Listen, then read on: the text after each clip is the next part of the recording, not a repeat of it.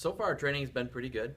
We have a young group this year, and we were able to get away from campus a little bit and do a retreat with them at Machendo, had some bonding time, and I've been working pretty hard trying to get the young players up to speed on how we like to play the game, and it's been a great experience so far. The players are meshing well. Obviously, there's a level of familiarity with some of the players, and that's always helpful when they're trying to learn something new. Just being familiar with how the other players play and being able to understand how they think. I think that's been a big bonus for us. It's helped us get up to speed quicker. Whereas if we had players that didn't know how the other players played, I think it would be more difficult for them to all get on the same page. Well, obviously, we bring back Sarah Yancer in the goal, who is an experienced and a very good goalkeeper, which is always what you want to build a team around. Corey Good will be a big impact for us again this year. She's coming off a great sophomore season where she was named All-American, led the team in goals and assists. Aubrey Skierbeek will be a big factor offensively for us. Both of our midfielders, Christina Sobel and Shannon Balser, are very experienced players. They understand what it takes to be successful in the Crossroad League. So I think those are a few of the names you should be looking for. You don't replace a player like Courtney Harrison with a single person.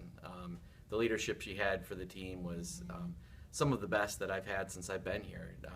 The players really looked to her for leadership on and off the field. What we've kind of done is try to tackle that job by committee. And we have 4 fresh faces in the back. They're good players. They work very well as a unit. And so that has provided us some stability in the back and some leadership by committee. Yeah, I think we're just a little bit different flavor of a team this year, but we certainly will miss Courtney's leadership. I think there have been some really nice surprises in camp so far. I think we have some freshmen who are going to contribute to the varsity right away.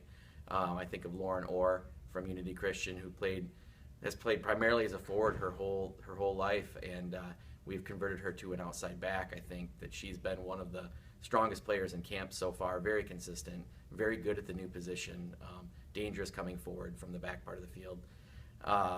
Also, I believe Bethany Balser will be an impact this year, certainly at the varsity level. She's had a spot on the Miss Michigan team here coming out of her high school season this spring, and really plays at a different level offensively. She's fast, she can run, she can jump, strikes it well with both legs, great in the air.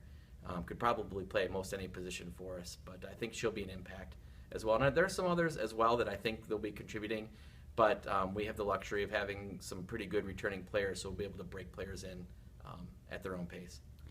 I think it's a new team this year, and so getting complacent, I think that the standard has been set for our program, and the teams in the league continue to get better and continue to push us, and so if we don't stay on the edge, we'll be passed. And so when one class passes the tradition to the next class, it's just kind of an unwritten expectation when you come in that we're going to train hard, that we're going to play hard, and at the end of the year we're going to be battling for the conference championship and the right to go to the national tournament. I think the players embrace that. The players that we recruit them with that in mind, that they're going to come in here and be competing every day for that. Well, we could look really good, or we could look like we were foolish with the schedule that we put together. Really, the toughest schedule I've put together since I've been here. We have 8 teams that have been in the top 25 last year, several top 10 teams. All of the non-conference work is very difficult. We will be prepared for the end. We will not see anything at the end that we don't see at the beginning. So our young players and some new faces are going to get tested by fire right away.